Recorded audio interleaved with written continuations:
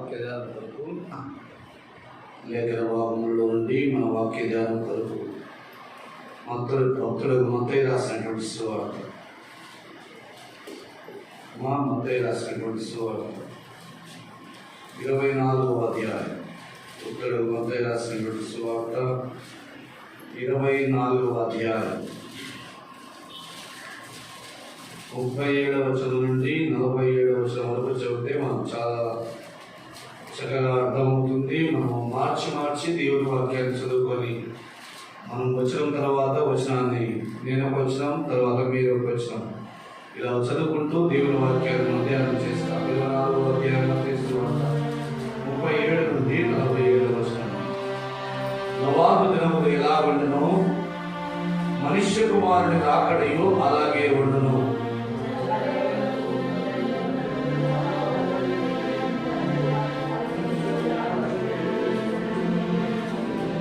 జల ప్రళయము వచ్చి అందరినీ కొట్టుకొని పోవు వరకు ఎరుగకపోయింది. అలాగునే మనుష్య కుమారుని రాకడ ఉండను.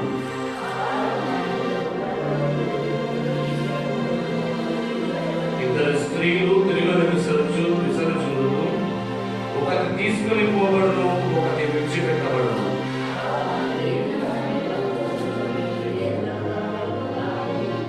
ఏ చామున దొంగ వచ్చును ఇంటి యజమానికి తెలిసియుడుని ఎడలా అతడు మెలకువగా ఉండి తన ఇంటికి కన్నుమ వేయనీయడని మీరు ఎరుగుదురు.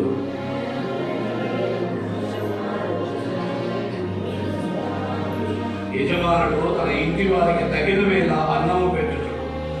వారి పైన వచ్చిన నమ్మకమైన వాడుతో బుద్ధిమంతుడు దాసుడెవడు.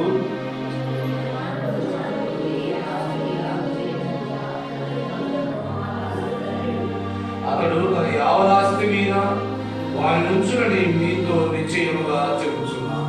ప్రార్థన చేసి మహాపరిశుద్ధుడా దేవుల తండ్రి స్తోత్రం నాయన.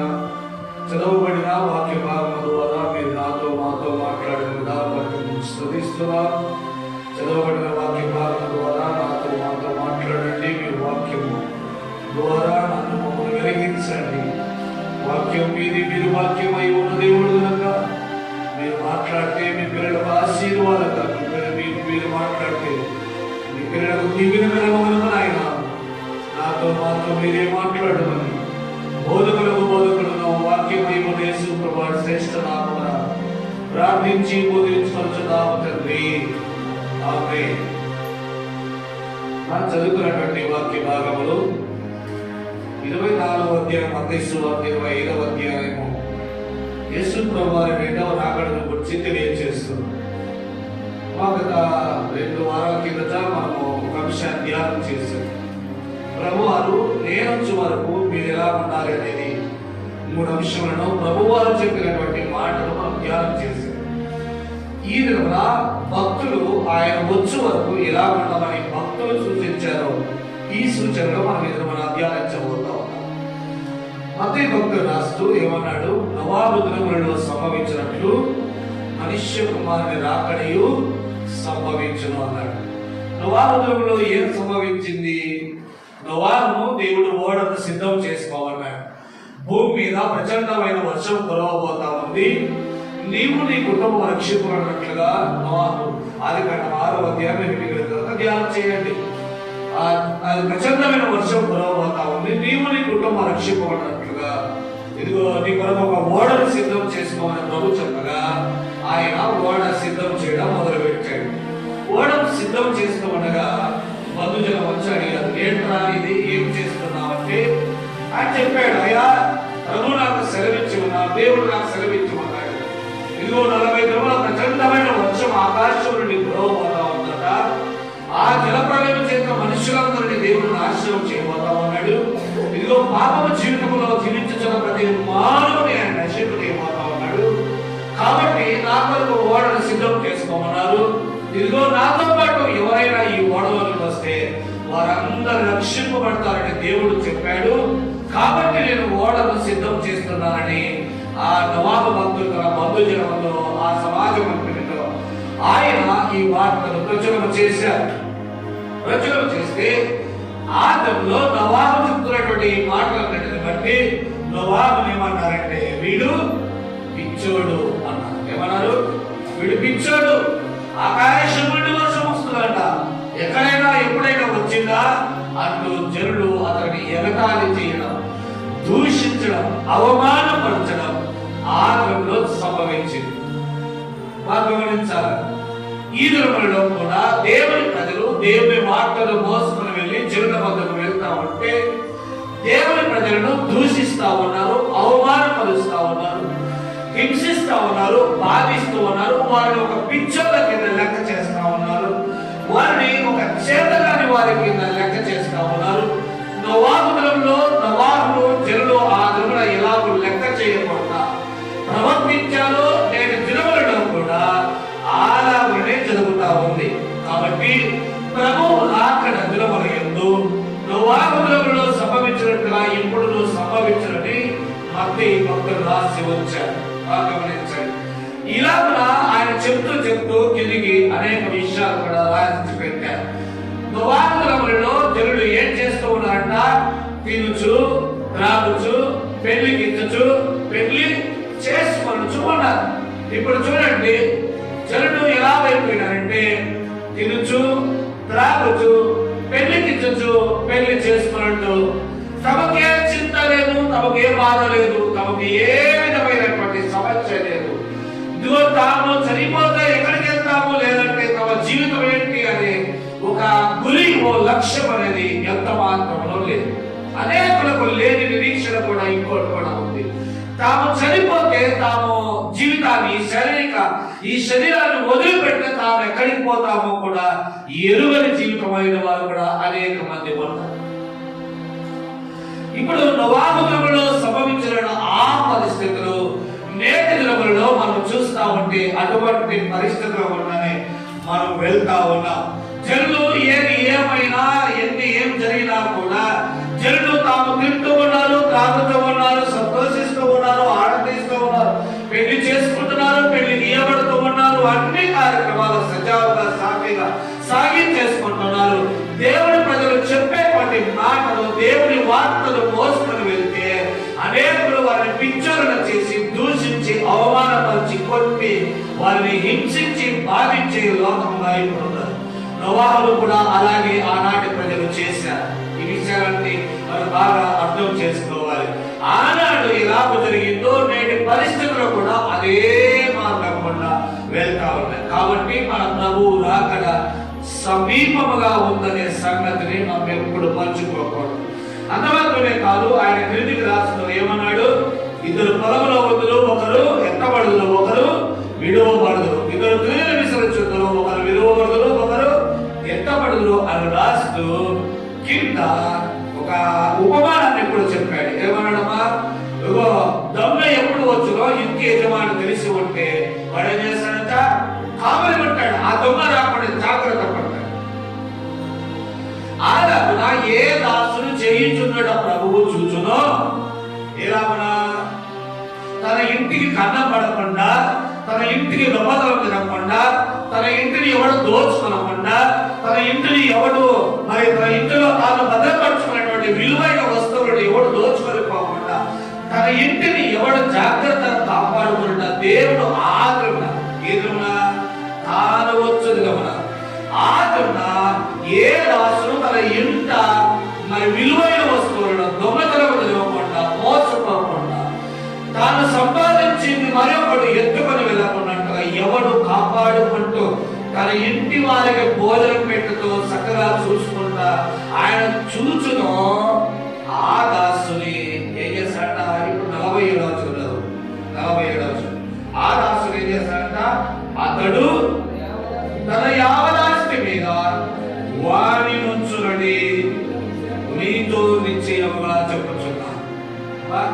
తన ఇంటిని ఎవడునో మోసపుచ్చకుండా, తన ఇంటిని ఎవడునో దోచుకొనకుండా, తన ఇంటిని ఎవడునో పడగొట్టకుండా, తాను కష్టపడి సంపాదించినటువంటి వస్తువులు, వెండి బంగారాలు కానీ విలువైనది ఏదైనా కానీ ఎత్తుకొనిపోకుండా యజమానుడు కాపాడుకుంటూ ఎలాగూ ఉంటాడో అలాగనే ఆత్మీయ జీవితాన్ని జీవిస్తున్న నీవు నేను ఏ మోసములోనూ ఏ దొంగ కార్యక్రమాల్లోనూ పాల్గొనకుండా, ఏ మోసం క్రియల చేత మోసగించబడకుండా, ఏ అన్యాయము కార్యముల చేత నీ ఇంట్లో నాశనానికి అప్పగించబడకుండా, ఎవడు తన ఇంటిని జాగ్రత్తగా కాపాడుకున్నట ఆగ్రహము రాకడి యందు ప్రభువు చూచును, వాడు ఏం చేస్తాడంట, తన యావదాస్తి మీద అతన్ని ఉంచును అని ఆయన చెప్తా ఉన్నాడు. కాబట్టి నేటి పరిస్థితుల్లో, నేటి కాలగతుల్లో మనం బాగా గమనిస్తున్నాం. దేవుని వాక్యాన్ని లోతుగా ఇంకా ధ్యానం చేయండి. నేటి కాలగతులు, నేటి పరిస్థితులు, నవాబుదుల వంటి ద్రవలలో మనం నడుస్తా ఉన్నాం. మనం అటువంటి మార్గాలలో ప్రయాణిస్తా ఉన్నాం. మనం బాగా గమనించినట్లయితే పాపము లోకములో పెంచి మీరిపోతా ఉంది. తల్లికి పిల్లలు లేదు, పిల్లకు తల్లి లేదు, తండ్రి మాట పిల్లలు వినడం లేదు, ఒకరినొకరు ఎవరిను గౌరవించుకోవడం లేదు, బంధుత్వాలు అనేటువంటి మార్గాలు ఏ కోశాలు లేవు. ప్రతి వాడు తాను సంపాదించుకొని తాను తిరిగి తాను సంతోషించి తాను ఆనందించుకుంటే వేగిర పడుతున్నాడు తప్ప మరి దేని అందులో లక్ష్యం లేకుండా మానవ జీవితాన్ని నేడు దినములలో మానవులు జీవిస్తా ఉన్నారు. ఇటువంటి పరిస్థితులలో ఎవడు తన ఇంటిని కాపాడుకున్న దేవుడు చూచునో వారిని తన యావదాస్తి మీద ఆయన నియమిస్తాడు. కాబట్టి మన ఇంటిని మనం కాచుకుంటున్నామా? మన ఇంటిని మనం జాగ్రత్తగా చూసుకుంటున్నామా? దేవుడు మనకు నిర్వహించినటువంటి ఈ హృదయం అనే ఆలయం, ఈ హృదయం అనే ఇంటిని నీవు నేను జాగ్రత్తగా కాపాడుకుంటూ ఉన్నావా? ఏ మోసము క్రియల్లో చిక్కుపడకుండా, ఏ అబద్ధ కార్యముల యందు మనము చిక్కుపడకుండా నిన్ను నీవు కాపాడుకుంటూ దేవుని సన్నిధి వైపు నడుస్తా ఉన్నావా? మనల్ని మనం ఒకసారి పరిశీలన చేస్తున్నాం. అందుకే ఆగ్రహము కలుగు మీరేం చేయాలంటే 42వ వచనం, కావున ఏ జమున మీ ప్రభు వచ్చునో నీకు తెలియదుక ఏం చేయాలంట, మెలకువగా ఉండుడి. ఏ జామున దొంగ వచ్చునో ఇంటి యజమాని తెలిసి కదా అతడు మెలకువగా తన ఇంటికి అన్నం వేయడం మీరు కూడా. కాబట్టి మీరేం చేయాలంట, ఆగ్రహం ఎప్పుడు వచ్చినా మనం వెలుగుతుంది కాదు, మనం ఏం చేయాలా, మెలకువగా ఉండాలి. మనం మెలకువగా ఉండాలి. మన ఇంటిని, మన హృదయం అనే దేవుని ఇంటిని ఏ మోస కార్యము చేత, ఏ అన్యాయం చేత, ఏ అక్రమము చేత ఎవరినో మోసపరచబడినట్లుగా మన ఇంటిని మనం జాగ్రత్తగా కాపాడుకోవాలి. అందుకే పేతురు రాస్తూ ఒక మాట అన్నాడు, ఆ మొదటి పేతురు రాసిన పత్రిక 5వ అధ్యాయం, పేతురు రాసిన మొదటి పత్రిక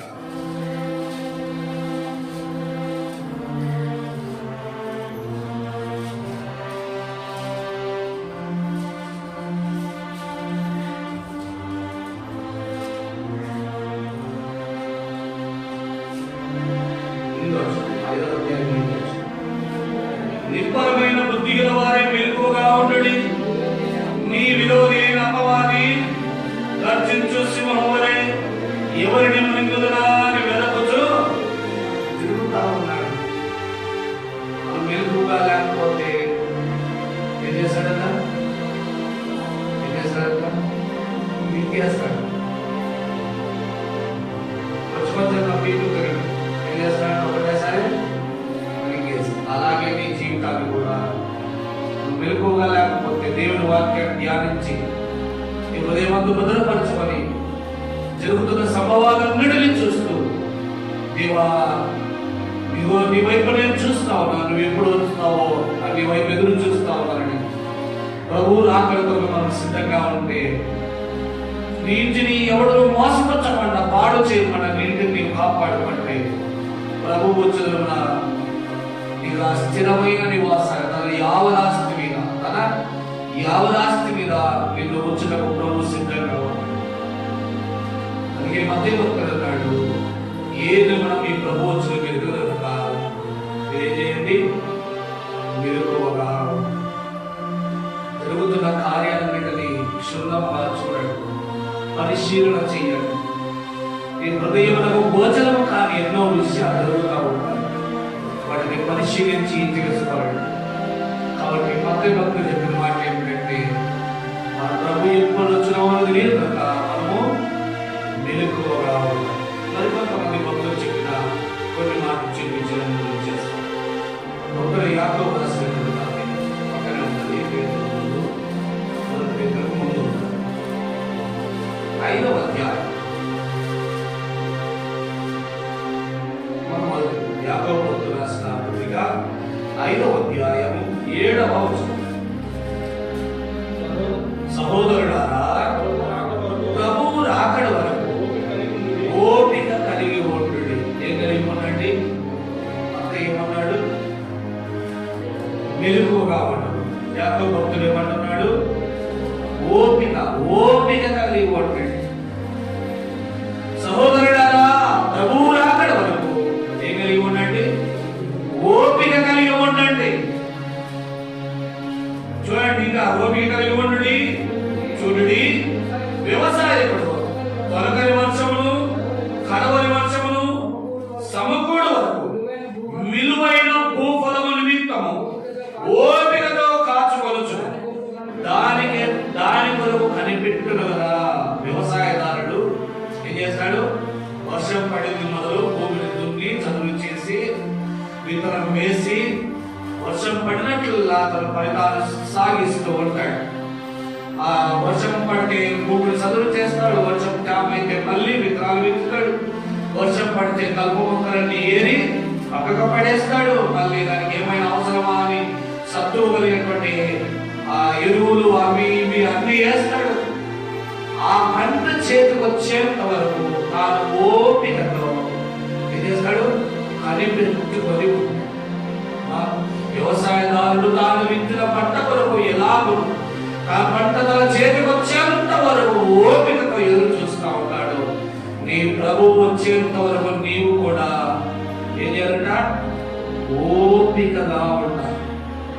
కొందరంటా ఉంటారు, ఇంకెప్పుడు వస్తాడు? 2025 సంవత్సరాలు గతించిపోయింది, ఇంకెప్పుడు వస్తాడు నీ ప్రభువు? నీ ప్రభువు రాడు, ఏమి రాడు, ఇంకా ఎప్పుడు వస్తాడయ్యా? అది పిచ్చి, అది వట్టి మాటలు అని అంటూ ఉంటాడు. పేతురు ఒక జవాబిచ్చాడు. అదొక మాట చూడండి. పేతురు రాసిన 3వ అధ్యాయం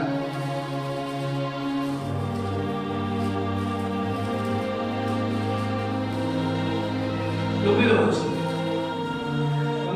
కొందరు ఆలస్యమును ఎంచుకున్నట్లు ప్రభువు తన వాగ్దానముల గురించి ఆలస్యము చేయువాడు కాడు గాని ఎవడును నశింపవలనని చేయింపగా అందరూ మారు మనసు పొందవలనని కోరుచు నీ ఎడల ఏ గలవాడే ఉన్నాడు? దీర్ఘ శాంతము గలవాడే ఉన్నాడు. కొందరు ఏమంటున్నారు? ఆయన చనిపోయి ఒకవేళ లేచిండొచ్చు, 2025 సంవత్సరాలు అయిపోయింది, అప్పుడే త్వరగా వస్తా అన్నవాడు. 2025 సంవత్సరాలైనా ఇంకా రాలే, ఇంకెప్పుడు వస్తాడు? అదంతా ఒట్టిది, అదంతా ట్రాక్స్, ఏం లేదు అని కొట్టి పడేసేవారు అనేక మంది ఉన్నారు. కొందరు ఆలస్యమని ఎంచుకున్నట్లు ఏం చేయాలంట? మనము ప్రభువు తన వాగ్దానం వచ్చి ఆలస్యము చేయువాడు కాడు గాని అంతటను మారు మనస్సు పొందవలనని దీర్ఘ శాంతము గలవాడ ఎదురు చూస్తావు. అందుకు ఆలస్యం. ఆయన ఏం చెప్పాడు? మత్తయి సువార్త 16వ అధ్యాయం అన్నాడు, మీరు సర్వలోకమునకు వెళ్ళి సర్వ సృష్టికి సువార్త ప్రకటించుడి అని ఆయన చెప్పారు. ఈ సువార్త కడగొట్టించబడేంత వరకు ఆ మారు మనసుకు సంబంధించిన వార్త అనేకుల చెవులలో వినబడింపబడేంత వరకు ప్రభువు రాకడ ఆలస్యం అవుతుంది తప్ప ఆయన ఆలస్యము చేయువాడు కాదు. ఆయన వాగ్దానం చేసి మర్చిపోవాడు కాదు. ఆయన వాగ్దానం చేసి విడిచిపెట్టువాడు కాదు. ఆయన వాగ్దానం చేసి ఇదిగో నీ దావు నీది, నా దావు నాది అని చెప్పేవాడు అంతకంటే కాదే కాదు. తన వాగ్దానం వచ్చి ఆయన ఎన్నడనడిగి నీ మాట తప్పనివాడు. ఆయన తప్పకుండా వస్తాడు. అయితే ఎందుకు ఆలస్యం అవుతుందయ్యా అంటే అందరూ అంతటా మారు మనస్సు పొందవలనని ఆయన దీర్ఘశాంతం గలవాడు ఎదురు చూస్తూ నీవు మారు మనస్సు పొందవలనని నీవు నీ మనస్సు మార్చుకొని హృదయం తెలుపుకొని ప్రభైపు చూడాలని నీ కొరకు ప్రాణం పెట్టిన నీ కొరకు తాను శిలోమరణం పొంది నీ పాప క్షమాపణ కొరకు తన రక్తాలను చిందించి మరణమై మరణాన్ని జయించి లేచిన ఆ దేవుని నీవు ఎరిగి నీవు తెలుసుకొని మారు మనసు పొందవాలని నీ కొరకే దీర్ఘశాంతంతో ఆయన ఎదురు చూస్తావు. అంతేగాని ఆలస్యమైందనిగా ఇంకా రాడనిగా ప్రభువు తాను వాగ్దానం చేసిన దానిని మర్చిపోవాడు కాదు. కాబట్టి ప్రభువు వచ్చి వారు వ్యాపకంగా ప్రభువు రాకడ వరకు ఏం చేయాలట? ఓపిక కలిగి ఆయన మన కొరకే దీర్ఘశాంతము ఎదురు చూస్తావు. నీకు మందైన ఓర్పుకుంటారు. మీ ఆయుష్కాలం ఎంత? 70 సంవత్సరాలు, 60-70 సంవత్సరాలు. అధిక బలం అంటే 20 సంవత్సరాలు. ఈ ఆయుష్కాలానికి ఇంత ఆలస్యం కలగబట్టే 2025 సంవత్సరాలుగా దీర్ఘశాంతం గలవాడి జనుడు పాప దోషములను తన ప్రజలను తన ప్రజలను ఈ లోకం హింసిస్తున్నటువంటి హింసాంతల్ని సహిస్తూ భరిస్తూ ఆయన ఎంత ఓపిక గలవాడి నీ కొరకు ఎదురు చూస్తున్నాడు. ఈ వంశానికి భరించవా? ఆయన నీ కొరకు అంత దీర్ఘశాంతం గలవాడు ఎదురు చూస్తామంటే ప్రభు అక్కడ వరకు నీ ఓపిక కలిగి ఉండలేవు. ఇంకొక భక్తులు అన్నాడు, కలిగి ఉన్నది ప్రభు రాకడ ఓపిక కలిగి ఉంది. అంత ఏమన్నాడు? ఏ జన్మలో వచ్చిన ఎదురుగా వెలుకోగా 3 దశలకు రాసింది అపోస్తలుల పౌరుడు మాట. యాకోబు అన్నది విన్నాం. అపోస్తలుల పౌరుడు దశలకు రాస్తే ఏమంటున్నాడు ఒకసారి ధ్యానం చేద్దాం. 1 దశలకు రాసిన పత్రిక అపోస్తలుల పౌరుడు దశలకు రాసిన మొదటి పత్రిక 5వ అధ్యాయం 23వ వచనం.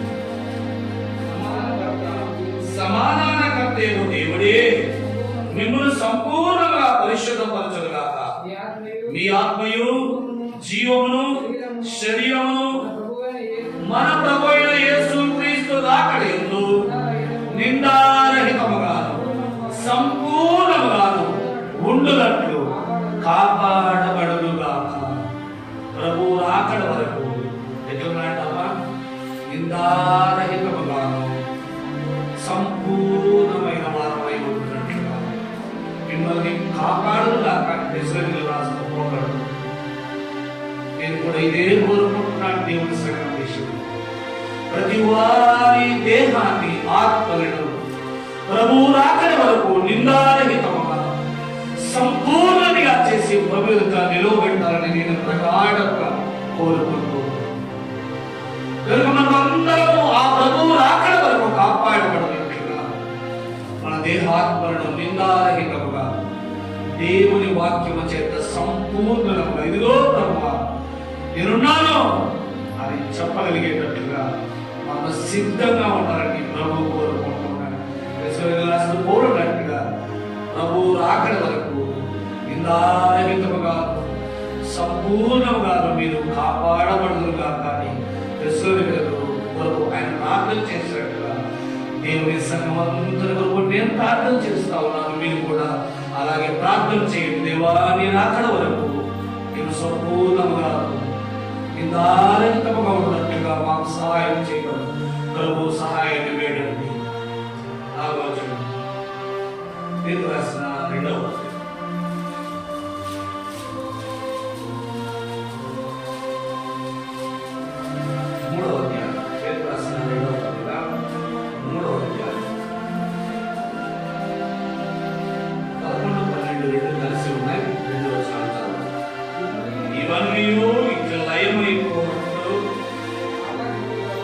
ఆకాశమును మొదలుకొని లయమైపోనట్టు పంచభూతములు మహా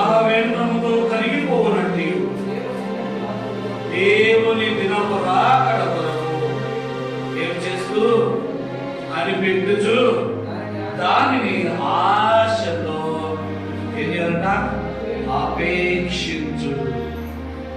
అపేక్షించు మీరు పరిశుద్ధమైన ప్రవర్తనతోను భక్తితోను ఎంతో జాగ్రత్త గలవారై ఏం కలిగి ఉండాలంట? దినము వరకు ఆయన రాకడ కొరకు కనిపెట్టుచు ఆశతో అపేక్షించు పరిశుద్ధమైన ప్రవర్తనను ఏం చేస్తారంట? భక్తితో ఎంతో జాగ్రత్తగా కాపాడు. ఎందుకు ఇంత జాగ్రత్త? ఎందుకు ఇంత జాగ్రత్త? రాసిన పౌలు అన్నాడు మార్చండి, నేను ముగించాను. ఎందుకు ఇంత జాగ్రత్త పడతాను? చూపించిన 5వ అధ్యాయం 15-16 వచ్చిన కలిసి ఉన్నాయి. దినములు చెడ్డవి కనుక మీరు సమయం పోనీయక సద్వినియోగము చేసుకొనొచ్చు. అజ్ఞానుల వలె కాక జ్ఞానుల వలె నడుచుకున్నట్టు జాగ్రత్తగా. ఎందుకు జాగ్రత్తగా? దినములు చెడ్డవి కనుక సమయమును పోనీయక సద్వినియోగం చేసుకోవచ్చు. అజ్ఞానుల వలె కాక, అంటే మాకు తెలియదు, మాకు ఎవరు చెప్పలే, నాకు చదువు వచ్చా, నాకు జ్ఞానం ఉందా అని అజ్ఞానుల వలె కాక జ్ఞానుల వలె నడుచుకున్నట్టుగా ఏం చేయాలట? జాగ్రత్తగా. ఏమన్నాడు? దేవుని దినము రాకడ వరకు ఆశతో అపేక్షించు దాన్ని కనిపెట్టచ్చు. మనము ఆ దినము రాకడ వరకు ఎంతో భక్తితో మన ప్రవర్తనను జాగ్రత్తగా చూసుకోవాలి. ఆ ప్రవర్తన చాలా జాగ్రత్తగా చూసుకోవాలి. ప్రవర్తన జాగ్రత్తగా లేకపోతే చాలా కష్టం. ప్రవర్తన విషయంలో చాలా విషయాలు నేను చెప్పాను. ఒకరి ప్రవర్తన యెహోవాకు ప్రీతికరమన్నప్పుడు ఆయన వారి శత్రువుడు సైతం మిత్రుడగా చేయను. సామెతలు రాస్తాను. దేవుడికి నీ ప్రవర్తన ప్రీతికరమైతే, దేవుడికి నీ ప్రవర్తన నచ్చితే, నీ ప్రవర్తన గురించి ఆయన వింటే, ఆయన చూస్తే విడిచిపెట్టాడు. నీ తత్వం కూడా తీసుకోవాలి. ముందున్న వాడు లోకమంతని చూశాడు. ఆయన లోకమంతని చూశాడు. ఒక్కడు కనబడ్డాడు. ఎక్కడ కనబడ్డాడు? నిదారహితముగా, నీతిమంతుడుగా, నిర్దోషిగా, దేవుని యందు భయభక్తులు కలిగినటువంటి ఒక్కని కనబడ్డాడు. ఆయనే భక్తుడు. ఈ లోకంలో నిన్ను నన్ను ప్రభువు చూస్తున్నాడు. ఆ దేవుని దినము రాకడ కొరకు ఎవరు ఆశతో ఎదురు చూస్తున్నారు, ఎవరు తన ప్రవర్తనను, తన యొక్క నడవడిని జాగ్రత్తగా చూసుకుంటున్నారు, ఎవడు మెలుగువగలిగి ఉన్నాడు, ఎవడు నిర్ధారణికముగా సంపూర్ణంగా ఉండటము ప్రయాసపడతా ఉన్నాడు. ఆయన చూచి ఆయన కొరకు ఎదురు చూస్తున్న వారందరినీ తనతో కూడా ఒక్క క్షణంలో మార్పు చేసి మేఘముల మీద తనతో కూడా ఉండటం, తన యావదాస్తి మీద మనల్ని వారసులుగా చేయబోతాం. తాను లోకం పుట్టిన మొదలుకొని ఇప్పటి వరకు తాను సిద్ధపరిచిన నిత్య రాజ్యమునకు వారసులుగా ఉన్నట్టుగా మనల్ని తీసుకొని పోబోతాం. కాబట్టి అన్ని ప్రభువు దినములు నీవు నేను కలిగి ఉండాలి, మెలుకోగలిగి ఉండాలి, ఓపిక కలిగిన వారమై ఉండాలి, సంపూర్ణముగా నిదారణికముగా ఉండాలి. అలాంటి ప్రవర్తన విషయంలో, భక్తి విషయంలో ఎంతో జాగ్రత్త కలిగిన వారమై ఆదరణ ఈ లాభం చేయుట, ఆదరణ ఏ దాసుడు ఈ లాభం చేయుట ప్రభువు చూస్తున్నావు. వారి తన యావదాస్తి మీద ఏదేపోతా ఉన్నాడు, ఆయన అవరాస్తి మీద వారిని ఉంచబోతా ఉన్నాడు. అధికారిగా వారసునిగా ఉంచబోతా ఉన్నాడు. దేవుడు కొద్ది మాట మనం మీకు వేదించు.